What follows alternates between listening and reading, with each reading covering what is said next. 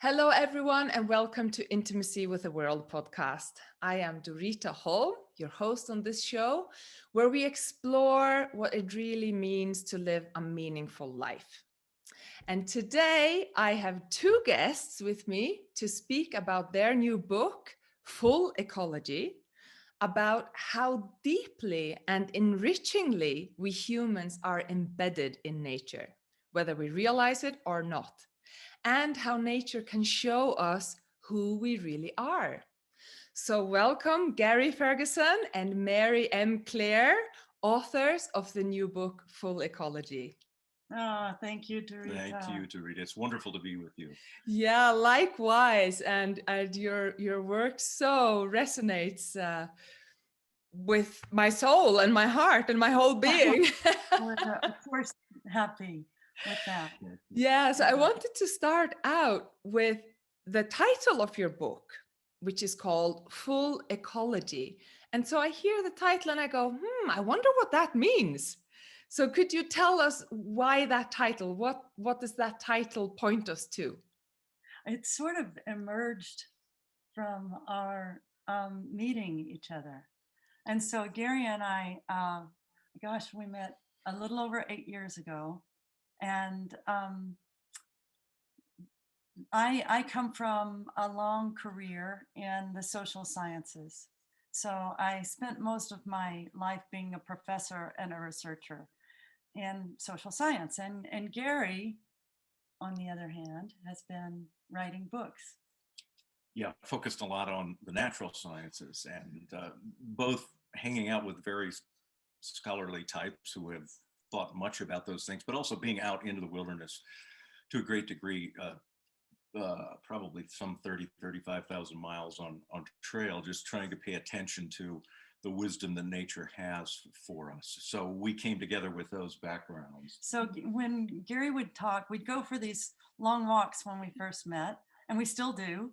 And he would be talking about conservation science or different kinds of, look around here and this is what you can see. And then I would go, whoa, that's a lot like what I've been working with say, migrant families and what they negotiate when they come to a different country to find work. Or that sounds like that's really the way that older people live well together and with the rest of the community. So we would find these cross sections, and we just came to that's kind of a fuller ecology. It's the fullness of ecology from the perspective of human beings. Many of us care so deeply for the well-being of the natural world. And what we don't, and many of us give our life careers to that. When we're good at that, it means that we start having to be on committees and start having to work with other people and then start having administrative and managerial roles. And suddenly we're not out in wild nature, we're having to do deal and share with other human beings. And that's where things start falling apart.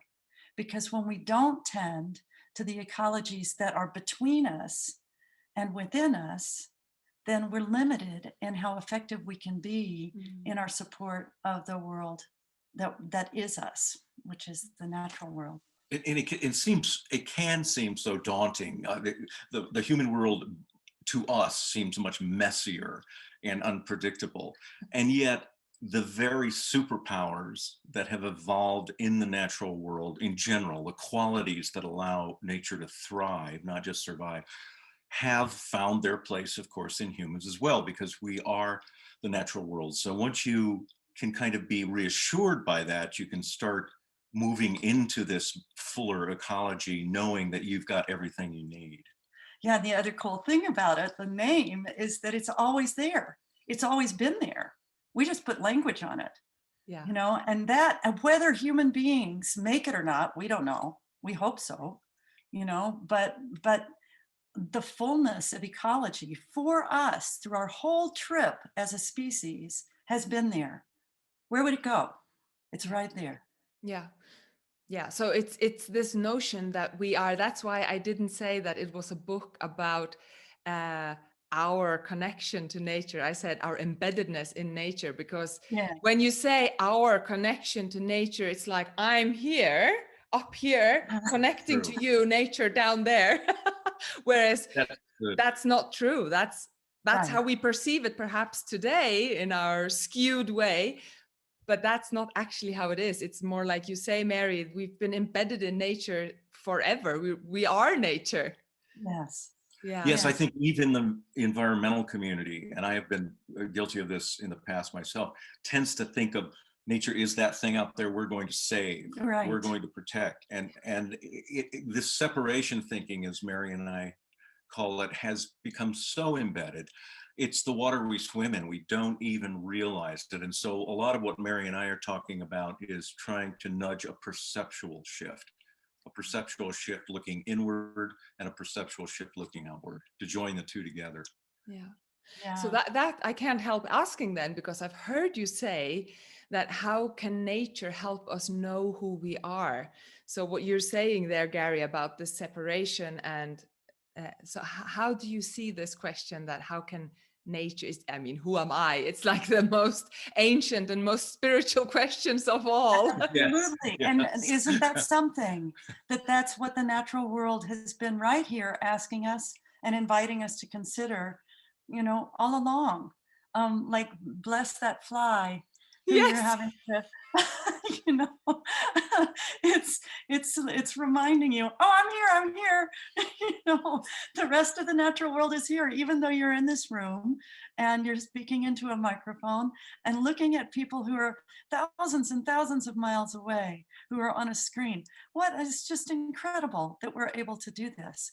And at the same time, always, 100% of the time, we are nature in nature. There is nothing that can change about that. So the good news is that we come from thousands, tens of thousands of years of our ancestors understanding that they were deeply engaged. And it wasn't even necessarily a cognitive understanding. It was just a fact that if they didn't pay attention, they wouldn't survive. And so they were the right size. They were stewards of their land because they were in kinship with that land. So we know how to do this. We know how to live first from our relationship.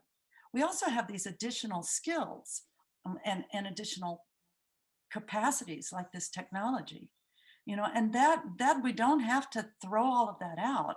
The question is, how do we think as we continue to develop ideas and technology and even industry?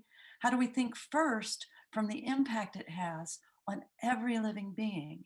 We're totally capable of that, but we have resisted that because we've been seduced and we took the bait into this notion that we're actually separate from each other. There are very good reasons that this has happened from developmental psychology. There's reasons there, but also there's a lot of ways that we've structured society to reinforce separation. Yeah, and I'd also like to add that I tend to look at the notion of how nature influences us kind of biologically and scientifically. There's no question that the dirt contains the nutrients that gets broken down by the microorganisms that becomes the plants that we eat, that becomes our body, the microbes that protect us are living on our skin from other pathogens, the sun setting our melatonin level. That kind of porosity is really profound. But I also tend to think that there's all this evidence, and Mary has done quite a bit of work with this, about simple benefit from a neuropsychology standpoint of just simply looking to the tops of trees. That changes the brain function, it changes the chemical mix in the brain. That sort of development to get that kinship, to get that bonding through our experiences in the natural world, I think that makes us who we are as well. We are the beauty we have enjoyed. We are the kinship we have been the beneficiary of. And nature is calling us back to that, I think, at every turn. And so when we got this idea over time, I kind of located in the Tigris and Euphrates River Valley. and I've heard some elders speak about this and write about this, Uh-huh. that indigenous elders of our land, Mm. that in the Tigris and Euphrates River Valley, when You're it talking about the became, old Mesopotamia, right? Yes. yes, when it became possible to raise crops and store them, Mm. there was this shift in consciousness that had some of the foundation of, mystery, we got this. You had us for a while, for a long while, but look what we can do. We can store food, and we aren't as subject to famine as we have been up to now. So we're going to kind of create these cosmologies where we throw God up in the sky and see God on Sundays or Saturdays or 7 times at prayer, or whatever, different traditions. But we got this, and we'll talk to you when we do. The God by any name, say that's the name of mystery. So that wasn't an awful thing. In fact, it was kind of a necessary thing for human social development. But then we started getting addicted, really, to the sense that we were separate and could control things. Yeah. Yeah. Same So you're with- talking about the effects of the agricultural revolution 10,000 years ago. That Right, kind but of then started the separation where we didn't worship nature in the same way, and we didn't see her as alive and as crucial to our, not only our survival as in food, but also to our well-being, psychological well-being, right? I'm When we not sure moved we into even knew houses. we were doing it. I'm not sure we knew we were doing it. No, for I sure don't not. think, but then, Well, and that all primed the pump to our way of thinking, so that 500 years ago, when the great modern science era began, and Descartes and Galileo and Francis Bacon came along, they developed a kind of an appropriate obsession for analytical science of subject-object thinking. The notion that if you want to understand something, you need to hold it disconnected from every other influence. So you basically peel away all the relationships, including yourself, whatever biases you may bring, and supposedly manage to come up with these ultimate truths. And that has been very useful to us as far as the technologies we've developed.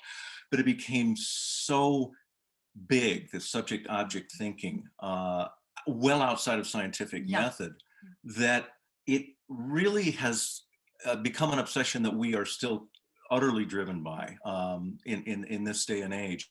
And it opens up further problems when you objectify anything. You can objectify women, you can objectify people of color, you can hold them all under this illusion that you're somehow the subject, you're the superior one, you're the one revealing the truth of those other people. right. And that creates tremendous conflict, obviously, and it also divorces us from that source of wisdom that is the natural world, because we always end up thinking we're superior to it rather than a part of it. And what's also interesting in what you're saying is that it doesn't even make us happy. It actually makes us quite unhappy when because we have to protect ourselves all the time. If I'm the subject and everything else is the object, then I all the time have to protect myself from all these objects, whether they be people of other colors or other nations or the nature itself or men or older people, or when we objectify. And it's also very left-brained, isn't it? It's like we leave one part of ourselves completely out. Yes. Yeah. But There I was want, yeah. Go ahead. I was just No, going to go say ahead. there was a saying in the 1600s about how we needed to put nature on the rack and wrest or torture her secrets from her. That seems What's a rack? to me, I'm the rack being European. kind of a torture device to Oh my goodness. make people say what you want them to say. And so that was not among all scientists, but there was this notion that we're going to squeeze nature until she delivers her secrets to us. That going in, how could that end well? How could that ever end well? It's terrible just to hear it. Makes you cringe, right? I Yes. wondered about one thing, Mary. You said that the agricultural revolution, when we moved into houses and we could store our food. And you said that that was maybe a necessary part of the evolution of the human mind, right? And that's 10,000 years ago or 12,000 years ago or whatever. Yes. So Yes. now we are these 12,000 years later today. Right. And Right. so one should think that we are still evolving, that our mind is still evolving. How do you see that? Do you think that we are evolving at the moment? Do you think that something is happening? I think there's a part of the reason we in this country are seeing such trouble, and really around the world. I do agree with some wise people who I've heard refer to this time as characterized by a quickening, that more and more people are coming to see the limits of this illusion of a separate, of running my whole life by the me story. For exactly the kind of problems that you were identifying, it's very lonely. Painful. And it's extremely vulnerable. And we've set up, as Gary was saying, we've set up our cultures, we've set up our governments, we've set up everything on that basis. And in our conversation with Sister Helen Prejean, who's the author of the book Dead Man Walking and is such an advocate for the abolition of the death penalty in this country, she sees that, and we agree, the notion that you could decide who dies as being one of the most extreme examples of this separation ideology. Now, sometimes we're very, very angry at, of course, and just shattered. When our lives are shattered by the behaviors of another person, it seems like that's the way we're all going to stay safe. But it's a misguided notion. But it's something each listener, each person must investigate for themselves. So there's the irony. All I have is the capacity to act very locally here and to ask myself and investigate these kind of questions for myself. But it's sort of like what we were talking about just earlier about Europe. Because you all have in your countries different languages, that means that it is more obvious what is true for everybody on the whole planet. And that is we're each speaking our own language, because we can only construct and understand the world based on our experiences and our understandings. And so as we become more conscious of that, there's a chance, and in this quickening, that we can relax into what we have in common, and that then our actions are more in keeping with the well-being of the natural world and all beings than in what we've been doing up to now. And maybe even we could see it as we often do in Europe, we actually see it as enriching that we speak different languages. And I'm in Spain now, and 3 years ago I cycled from the south of Spain to Italy.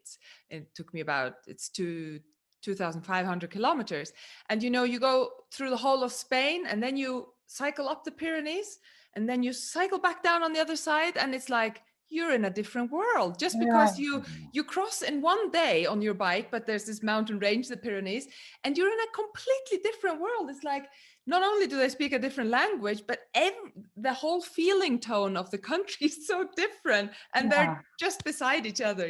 Well, it's the same with Mexico and America. It's just a line on the map, but it's so different when you go to Mexico. And there's so much richness in that. Yes, Absolutely. thank you. That's fantastic. And I think in America, we would do well to all understand that diversity creates richness. And if we turn back to nature again for wisdom, diversity is the number one predictor of resiliency in any natural system. The more players there are in the game, the longer the game's going to go on and the more successful it's going to be. So yes, let's celebrate that diversity instead of trying to put everything into some sort of narrow box that we can predict the behavior of in the future. So viva la diversity. Well, and what is it that you say that the marker of the most resilient ecosystem is its diversity? Yeah. There's a direct relationship. Yeah. So, we have to have all of the difference, or we're not viable. Yeah. And even among a single species, when you look at wolves, and I've spent a lot of time with the wolves in Yellowstone, there will be a great range of personality, if you will, and ability inside an individual wolf pack. And those personalities, or elephants, are the same way, or lions are the same way. And though the success of that individual pack or pride depends on making a place, or a herd of elephants making a place for those individual skills, orientations, crankiness, whatever. And that's where matriarchs often come in, is the elder females of those animal packs make sure that everybody gets along and make sure that everybody works in a way that allows the full potential of that diversity to show itself. Yeah. So again, a great set of lessons for us to contemplate. But first we have to believe that, well, we're better than them. You know, we have to stop believing that we're better than them. We have to open ourselves up to the notion that perhaps there is something here for us to reflect on. Perhaps we can see some of ourselves when we watch these animals. Yeah, I would love for you, Gary, to tell that thing about when they killed all the wolves in Yellowstone, and how they thought, oh, that's going to be great when we don't have wolves there, because then it's going to be so much safer, and the elk and the deer are going to thrive because there aren't going to be the wolves there to eat them, and it's just going to be wonderful when the wolves are gone. So can you tell how that played out, and how it subsequently played out when they put the wolves back in? Way back when, in the Middle Ages, the Catholic Church, some of the folks there decided that there were sweet beasts and stenchy beasts. You know the word stenchy? Yeah. It's like a smell, no? Some yeah, it's smells? like, oh, awful beasts. So deer would have been a sweet beast, and a wolf would have been a stenchy beast. Well, that has had great staying power right up through the 20th century in this country and around the world. And so in 1926, convinced that wolves were a danger to other animals that we valued, like elk and deer in Yellowstone, or pronghorn antelope, we decided we needed to get rid of them. And we got rid of, by the way, mountain lions and grizzly bears and things like that as well. But the wolves were particularly troublesome. They've got an ancient history in our mind. And so in 1926, Yellowstone Rangers shot and killed the last of the wolves in the park. Along comes a fellow named Aldo Leopold in the 40s, who himself was a biologist and a wolf hunter. He was on that same illusion. And at one point he thought, now, wait a minute, what am I doing? What am I doing? What is the role of a predator? How could a predator be a mistake in this grand evolutionary drama that it's taken place over hundreds of millions of years? Well, he started to convince other people through very sound research that there was a need for predators. And so in 1995 and 96, the wolves were reintroduced to Yellowstone. And lo and behold, many things started to happen. The elk herd had grown from a sustainable level of about 5, 6, 7,000 to over 20,000. Yeah. So they were eating themselves sort of out of house and home. That was one thing that stopped. The elk population started to go down with the predator back. But even more interesting to me than that, the elk without any predators had just hung out along the stream banks and eaten that very rich, very lush, very nutritious vegetation. That's what a lot of grazing animals like. That's where the goodies really are, is next to the stream corridors. Well, with wolves back, they started hanging out on top of ravines or on top of hills and places where they would have open views and they could see wolves coming. So they moved off of that. And as they moved off of those stream corridors, lo and behold, all the vegetation that had been eaten down started to come back. The willow came back. And when the willow came back, the beaver came back and used the willow to build their dams and to feed themselves. And when their dams were built and the ponds were created, then the yellow warblers started to come back. So the whole ecosystem started to heal itself just by returning that one particular creature. It doesn't mean that creature is the most important. It just means that it forms an essential part of the whole. Yeah, and it just shows so eloquently what you were saying, that the diversity gives strength and gives more full ecology, right? Yes, yes, yes. And the other thing that's been interesting is that we have a real resurgence in this area right this minute, in Montana and in Idaho, the governors have decided that 90% of the wolves can be killed. So we're back in a similar situation. And this time the narrative is that because the wolves are killing cattle, and they really don't. I mean, they can if there's a problem in the way that they grow up, that's a little complicated, but that's not what all wolves do. And in fact, all of these people who are for this kind of activity are also elk hunters. And they're going to see that there's problems in the elk if there are no wolves. One of the things that's happening that I've come to understand, and you can clarify this, is that the elk are susceptible to this disease called chronic wasting disease. And so are the deer. And the wolves are exquisite at identifying who has this. Exactly. And it's an extremely contagious disease. So, there are things that all of that have to teach us if we're willing to listen and watch. And this notion that, oh, just kill them all again, I mean, it's just wrong-headed. This idea of we're going to show our power and build followers by virtue of eliminating that which inconveniences us is not dead. That shows itself around the That's world right. still far too often. And this is an opportunity we have, is to really begin to question that, to ask if that's the best place for us to stand. To as Mary loves to talk about, the me story, and yeah, how about the us story? Let's get going on that. Oh yes, can we please move from me to us, because the me story is so painful. It is. Yes. It is. So neurotic. Yes. Yes, and I was going to say earlier, Dorita, about the question you said about evolution. Yeah. So each of us, when we're born into these bodies, begins a developmental course.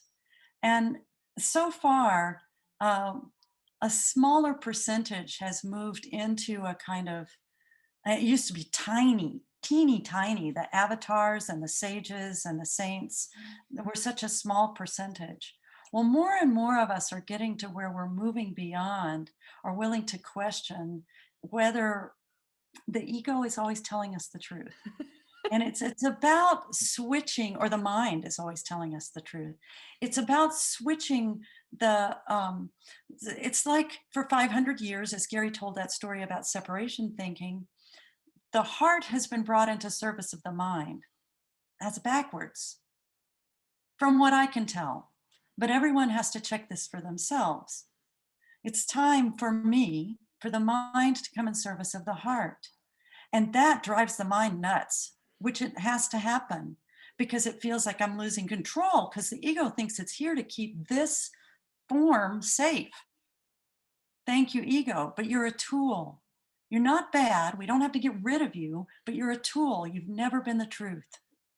And so we can use our minds and our egos as, like we're using our egos right now with our personality and character coming through onto the screen. There's nothing wrong with that. But it's a tool. It's never the absolute truth. And then we've got these investigative senses. This is where we can ask what's true and what's not true. And it's not an easy path for any of us right now, because we're so deeply socialized into that belief that we are separate. Well, you mentioned the mind in service of the heart. The heart can be represented for me as the gateway to relationship. The heart thrives in kinship and relationship. That's, I think, a real part of what the heart seeks. And so there again, let's look at life on Earth. It absolutely depends on relationship and connection more than anything, more than any other factor.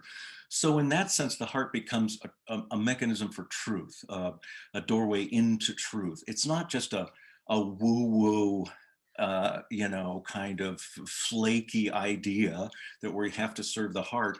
It's an opportunity to open ourselves up to the way things really do work on planet Earth. And the other thing that we know that's good evidence for this is that people who are struggling to recover from addiction, people who are living in the wake of great trauma, And we also know this about the incidence of dementia, that the more those people are in relationship, the better the outcome, the better the possibilities are. Yeah, and there's for- also a lot of science showing that that relationship doesn't even have to be human to human. It can even an elderly person's relationship to a pet.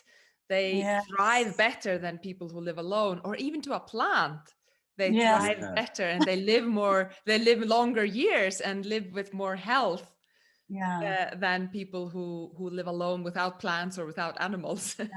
In company. It seems like a lot of generations way back when would hear us talking and go, well, duh, yeah, of course, you know. And so we really have an opportunity to reclaim some profound truths we've forgotten. We've just forgotten them. We don't even acknowledge them anymore. So we appreciate having these conversations to put them out.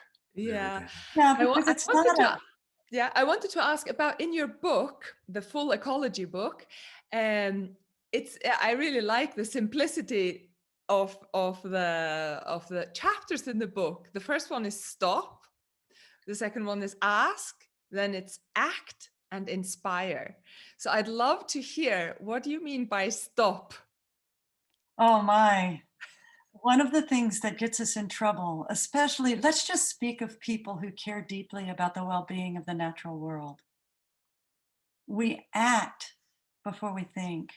We're so nervous, we're so anxious. And it's not just relative to the environment, but in almost everything, we think if we're going to be safe, we have to act. And that comes from this misguided impulse to control, because it's a notion that we can control. A better word for what we can do is support. We can support the well-being of the earth. We can support one another. We can support peace, but we can't, in the end, I can't control the federal government of the United States. I tried for 4 years, just in my brain, and it wore me out. We're exhausted over here. But when we take a moment and simply listen to the invitation, stop. Just stop.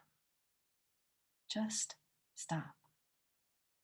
And in that, there is this moment of complete peace, even if you feel it for just a microsecond. And from there, it's possible to start looking at what is going on, at those big questions from time immemorial. What do I want? Who am I? What is going on here?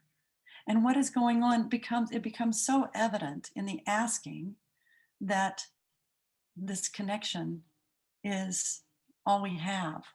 Yeah. And I think, I always end up back in the woods again when I'm. Yeah, that's great. That's what's so wonderful about you too, because you have that combination of the social sciences and the natural world. I mean, it's perfect the way you bring it together. Good. So take us. That energizes us for sure. But yeah, back in the woods, the stopping. Let's consider it as being really present in the moment. And excuse me, that's one of the things I love about being in the natural world. I can more easily and readily be present. But much of nature, the animals of nature, for instance, kind of have that presence of mind, as far as we can tell, dialed in. And that presence in the moment is critical, because nature relies a lot on not just habits and things well worn over millions of years as far as evolutionary patterns, but improvisation. Right. Improvisation is critical to how animals, let's just say animals, survive, but plants actually do it as well. So if we stop, as Mary says, only in that momentary awareness is there an opportunity for us to draw essentially intuition and instinct in service of what needs to come next. We get to improvise only when we're not completely overwhelmed by what may happen tomorrow, or bummed out about what happened yesterday. Or what has worked in the past. Well, this has always worked in the past. We just got to do this. We just got to do this. Right, not necessarily. Yeah, so that stopping is actually, that's what I mean by the name of my podcast, which is intimacy with the world. If you Yeah. want intimacy, whether it be with your child, with your partner, with a friend, with nature, with your animals, you've got to stop, as you say, your mind, and you have to drop down into your heart and just really be present. And that's when intimacy can arise. And as you say, creativity can arise. Yes, well said. Yeah. Indeed. So that's the first part of your book, the stop, about tuning in and tuning into yourself and tuning into your environment. Let's just stop. What's here? What's true, right? So And what? before that's, Yeah, I do want to put a fine point on yeah, that, because it's before even tuning in. uh-huh. It Yes, is just the stop. yeah, It is such a radical thing for people simply to stop everything, every thought, every belief, just for a moment. Just stop. Because in that stopping is what is present for us all the time. And it is the source of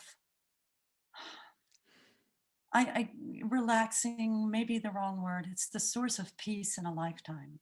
it's And awareness all of itself. us, sorry? It's like awareness itself. It Yeah. is, it is. And it's and suddenly the story, the me story, all of that stuff is just not as relevant in that instant. But that instant reveals what is around all the time.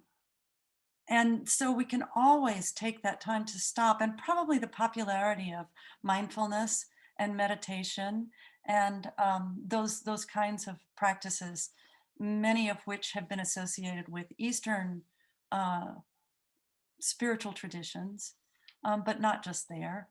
Anyway, that's why those have become so popular of late. And I think that's part of the quickening. Yes, absolutely.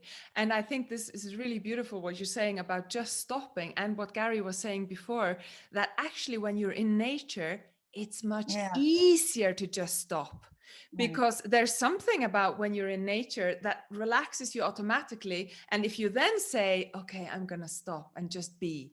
Whereas it's much more difficult when you're in your house or you're in the city or you're Yes. surrounded by lots of noise. But in nature, it's so much easier to do that stopping movement that you talk about. It's And like when we're Gary, supported in it. yes, well, and so then the challenge, the assignment from the professor is to try, to give it a try in the middle of the wildness of interpersonal life and of social situations. What happens if you just stop, just for an instant, maybe not in front of a bus, but know, just just stop and check that, because yes, it's true, going to nature can remind us that we have this skill, but part of what we're talking about and have it been in challenging ourselves with is, what does it look like to bring our experience with the natural world into our experience in what appears to be more of the mundane human world. Yes. Well, and I even if you're just under a tree in the city park, nature facilitates that stopping. I mean, Right. there's actual brain chemistry changes when you're in the presence of the natural world. There, the stress hormones, for one,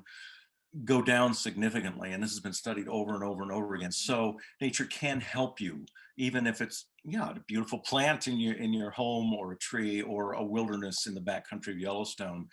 Nature can facilitate or help you become more familiar with what it is to stop, which is important. Yeah. Yeah. And I love what you say, Mary, about maybe it's easier for us to learn it out in nature because it's more conducive for us to stop. But when we have known it out there, bring it back into your life and practice it in your society, right? Mhm. So Yeah. please tell us then, what's the ask in your book? Well, prior to jumping into action, once one has stopped, then it's easier to inquire about what's going on. What tends to happen by very good hearted and capable people is, as I said earlier, we jump into action, but we're often answering the wrong question. We're pursuing what we think is the problem, but it's not really the problem. we haven't fully understood what it is that's going on. And we haven't done it in relationship with other people to really see what we can do. But let's just stay with the individual. If we go from stop, then we have the opportunity to be slowed enough to get a bigger view on what's going on here, and not just run at what we think the problem is, but really get a sense of what are the variables, what is going on here. And in climate change and climate breakdown, if we wish to begin correcting those things, we need to take larger views. And just running at it with some fancy piece of technology, that could have some effect. And it could be a miracle and have a big effect. But by and large, a real good example of this, I'm thinking of what asking can help happen, is regenerative agriculture. Yeah, and Mary's referring to the practice that's growing, I think, around the world, where herding animals, cattle in particular, are being managed in a way that replicates the way grazing, browsing animals evolved over millions of years, where they're confined into small spaces, they're allowed to graze intensely, and then, like the bison of America, then they move on to the next place. And so by replicating that, lo and behold, they're finding tremendous diversity showing up on the rangeland that they never even knew existed. And not only diversity, but the native plants that have come back tend to have much deeper root systems, and those root systems are far better at storing carbon. So just simply, again, by acknowledging the way life works on this planet, we have an opportunity to solve one of the biggest problems we face, maybe the very biggest problem. One of the things I like to ask when we're on Ask Now, and the question I love, and we've asked it, and we love to plant it in other people's minds, is, do I really stop? Does Gary stop? Does Gary end at the edge of his skin? Well, just from a real left brain analytical point of view, I have to conclude, not even close. My goodness, the trees are giving off chemicals called phytoncides, which strengthen my immune system and my vital organs with every breath. There's the sun, as I mentioned earlier, setting melatonin levels. There's microbes that came to live with me when I was born. I didn't have them before in the womb. And they're actually breaking down the chemicals and of food and making the nutrients available to my brain and my muscles. On and on and on it goes. So just to ask that question, what is the nature of this life? What is the nature of reality? That happens during asking. And that's the beginning, I think, of an entire shift in how you then go into act, determine what action should I take, knowing what I actually know now about how things work. And how connected I am. Do I end where my skin ends? It's kind of like a Zen koan, but it's really not. It's really quite empirical. So that's a good one for people to check out. And Mary now talks so much too about how we influence each other's psychology when we're together. We co-regulate. We co-regulate. So you've probably heard the stuff, Dorita, about trees talking through the mycorrhizal fungi networks. Well, we do it too. We humans, like the three of us, are affecting each other's neurology right now. And that's like, whoa, that's some big new stuff, but it's happening beyond our words. Mm-hmm. Yeah, it's amazing. And I love what you say, that we have to stop first and become really present before we ask and before we come to some kind of answer. And this speaks again to what you were saying about when we inhabit nature and we habit our own body, not just the mind, but also the heart, that our intuition comes online.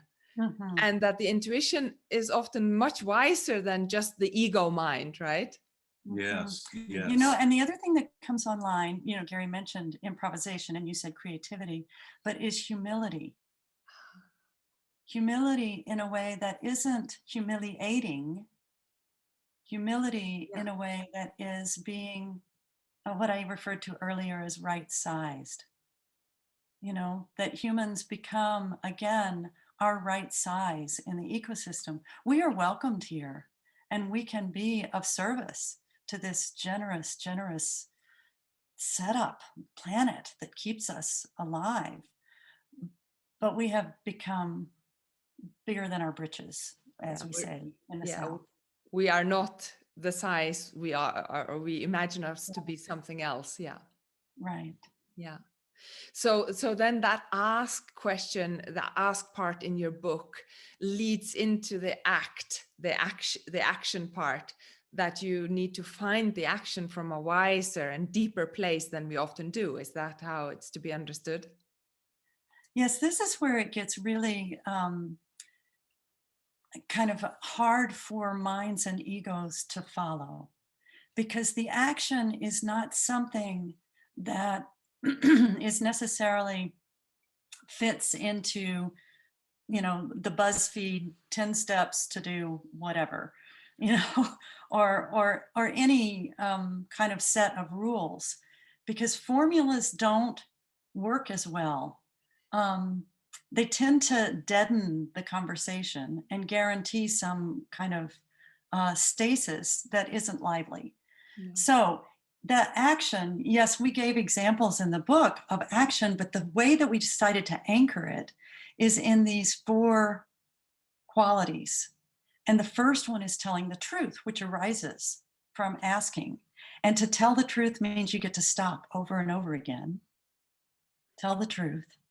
And the other 3, well, and the reason we got to these is because of Gary's experience in wilderness therapy with watching kids out in the wild. Very quickly, even well before I was fortunate enough to spend time with young people in wilderness therapy back in the 80s, I was asked to do a collection of myths from around the world about how things work from every culture I could find. And so I spent many months talking to storytellers and researching in the libraries. And lo and behold, as I was putting these stories together, it occurred to me, I saw that every single one of them I was finding dealt with one or more of 3 qualities that were thought to make it possible to live well in the world. These were nature myths. These are nature myths about how things work, how things came to be.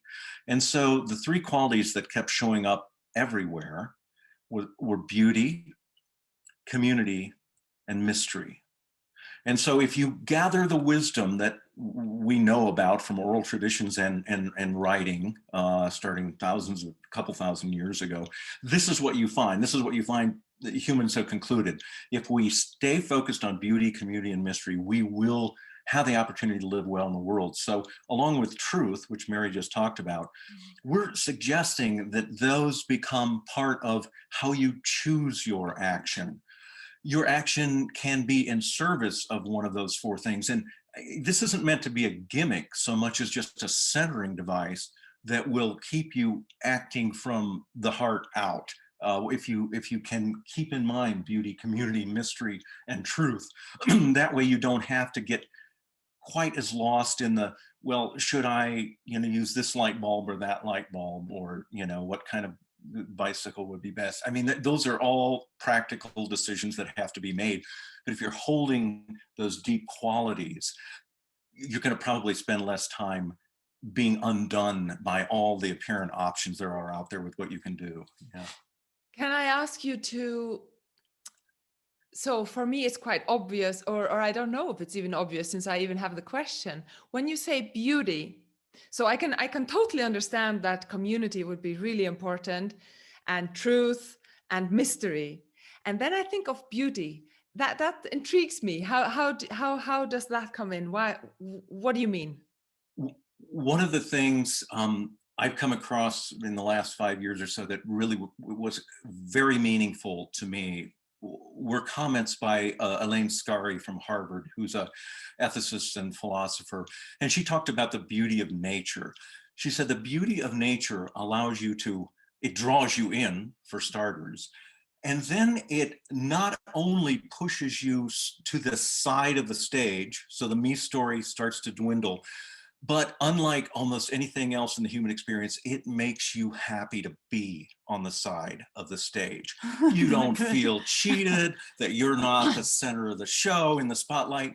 You're still part of the show. You're still part of the cast, but you're off to the side of the stage, drawn into this thing that's bigger than yourself. So that beauty as she describes it, is an entree into being right-sized, and so much else follows from that. And so that's, to me, the most significant aspect of beauty. And it doesn't, of course, beauty exists in all kinds of human creations too. It's not just the natural world, but nature does have a particularly fine way of drawing us into it. But think of looking into a newborn infant's eyes. There's beauty, and that, yes. So the other thing that I will try to articulate is that no matter any of the beauty, community, mystery, and truth, Yeah. they're really the same thing. So when you are in what Gary's describing, you are in great beauty and you are happy to be at the edge, watching and a part of it.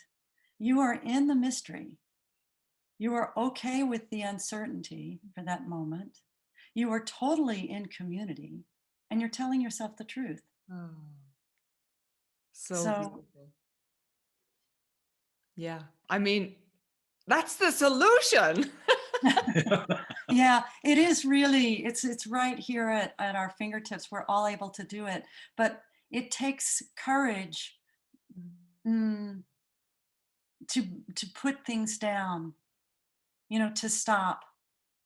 And it's a kind of courage that is just saying no to all the socialization that we've had about who we are and what keeps us safe. And so we'll see how this goes. There are t-shirts and coffee mugs that say relax, right? And whatever. And I think that's part of what is actually before us. I think it's a cliche these days because that is what's before us. But it doesn't mean, go get loaded doesn't go start, drinking a bunch of martinis. It means relax. Yeah, and Yeah. come more into your Yeah. beingness, no? Yeah. And be curious and be connected. Remember, you don't have any control, but you can support yourself and one another. There's a lot of really interesting biology emerging right now around the issue of efficiency and agency in nature, even agency in nature in living things that don't have brains. And this has been such a dilemma for biology for a long time, because they don't want to go into, well, this is, guided by some creative power. They want to find out what's going on. And basically they're discovering that what allows an organism to make a choice, if you will, we'll call it that, and the right choice is somehow accumulating the experience of life up to that point and employing that experience, the truth of that experience in that moment. And we humans have all of what we need for that, but we tend to start overthinking and self-doubting. And so then we tune into the news or the social media streams, and that further divorces us from the sense of what do I really know in my bones from having lived this long as far as what I need to do now. And so again, we're back to stopping, quieting. Yeah. It's like like the plants, like you probably know Monica Gagliano's book, Thus Spoke the Plant. Yeah. Did you read that book? If you haven't read that I've heard of it, but I've not read it. It's your next read. It has to be your next read. Wow. It's amazing. She's a scientist, and it's about how intelligent plants are. And then of course the scientists say, but they don't have a brain. But why should the brain be the only measure for intelligence, right? Yes. Yeah, amen. Yes. It's just ridiculous. How small-minded is that? How narrow-minded is that? True. Very true. Yeah. So what's the last part of your book? It's called Inspire. Yes. Yeah. Well, that's the one that arises from really having stopped. Yeah. And that is, when you're around someone who is inspiring, and they don't necessarily have to be saying anything. The fourth step is that when we stop and ask and act from there, from connection, then we are inspired and inspiring without doing anything. You know, I have a friend who, this book that I wrote called 100 Voices, Americans Talk About Change. He's the last voice. And he is an immigrant with his family to this country from refugee camps in South Korea. And he's also practiced a lot of Zen Buddhism. And now in his 50s, one of the things he says is that if I want other people to change, the thing that I do is to act with great integrity in myself. And I notice when I really focus on that, then people come to me and go, I want some of that. What are you doing? That's so cool. But that's the way that inspiration happens. So he doesn't have to try to change the world. You know, all of us really would like the world to be a more peaceful place. Of course we would. The way that it works is to stop, ask, act from connection, and then we will inspire. You know, it takes, by all evidence, a very small percentage of the population to evoke big social change. And those who are, let's say, inspired, even if it's just a few people, the inspiration that they offer just by living out of their truth spreads remarkably quickly. So this is not something that has to evolve over thousands of years necessarily. Inspiration can result in profound and fairly rapid social change. So again, it's what Mary says, back to living with integrity and seeking those out who, in your mind, have integrity, supporting each other, forming the community that will carry the light of the candle forward. Yeah. And once again, it's not like Gary and I have come up with something new. We're just putting words on something that our truest human nature. And you know, the subtext of, or the subtitle of the book is Repairing Our Relationship with the Natural World. Another thing we say is reclaiming your human nature, reclaiming your human nature. I like that word a lot, to reclaim it. That it's just something we forgot, and we can quite easily, if we listen deeply, we can quite easily come back to that. This came to mind that I have heard that a journalist once asked Mother Teresa. I asked her, so what do you do when you pray? And she looked at him and she said, I just listen. And then the journalist asked, okay, so you just listen. So what does God say to you then when you pray? And she said, oh, he just listens. And then she carried on to say, and if you can't understand that, I cannot explain it to you. That's beautiful, really beautiful. I love that. Yeah. Yeah, that deep listening, which is what you say about the stopping, that we need to stop and really listen, just listen without effort, but just to be. Yes, and there's another wise in a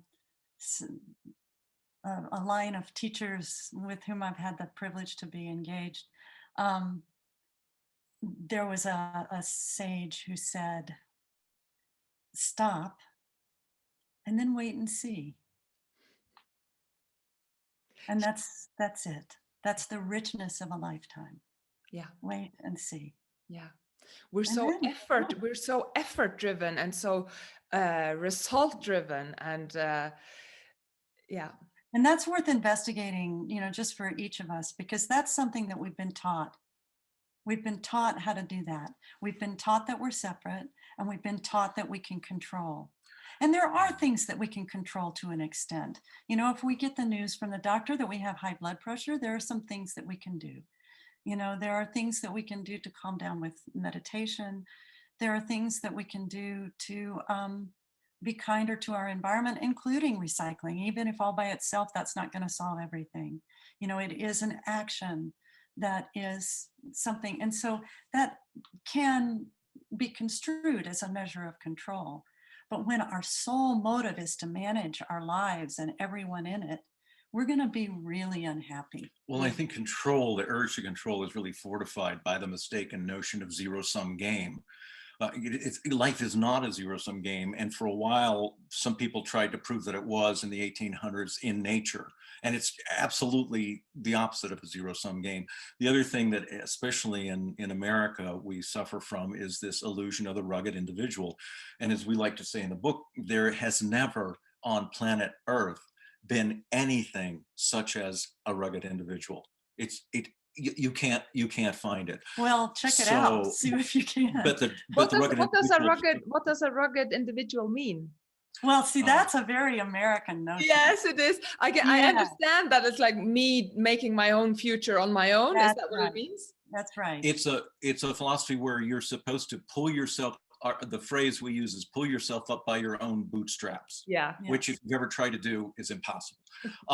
But nonetheless, and to sort of turn into a heroic ideal, this notion of I got where I am, live my life my way with no help from anybody. I don't know exactly how that would ever be an appealing fantasy, but in this country, it has been a very striking and powerful fantasy. And so let's question that. Yeah, well, it's that lone cowboy riding into the sunset and making his own life, right? And it's actually extreme individualism, right? Yes. And if you think about it, the people who came from Europe, there were plenty of communities and cultures here on this land that we live in, Gary and I live in now. Our European ancestors who came to these shores came by themselves.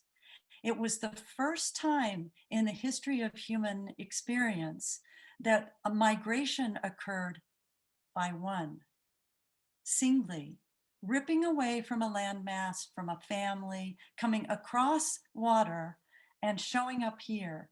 And aside from those who came with from the landed aristocracy and with the dominion over the earth thing, the other folks who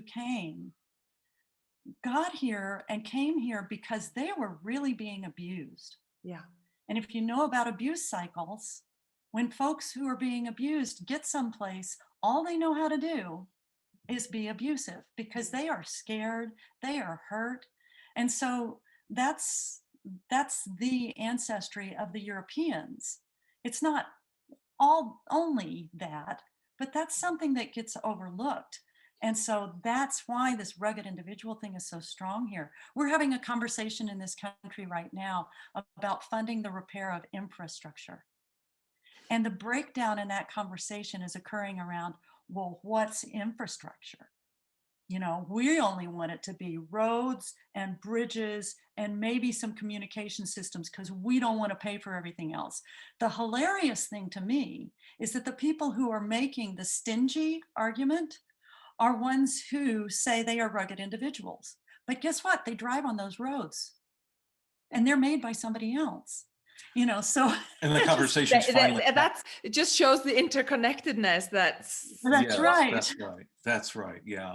And it's finally expanding the conversation about infrastructure into, well, maybe infrastructure is daycare for working mothers. That's very odd for a lot of Americans to consider. But if we want to talk about infrastructure in its fullest fashion, if the idea of supporting infrastructure is to support the society and make it richer, if you will, not just monetarily, but experientially, then that's a worthwhile conversation to have. We're very late to the game in having it. I know, Europe is there. But we're at least having it. So yeah. Fingers are crossed. Yeah. Oh, this has been such a wonderful conversation. What you bring to the world with this book is so important. And I wish you all luck with this book. Thank you, Dorita, for all the great work you're doing in the world as well.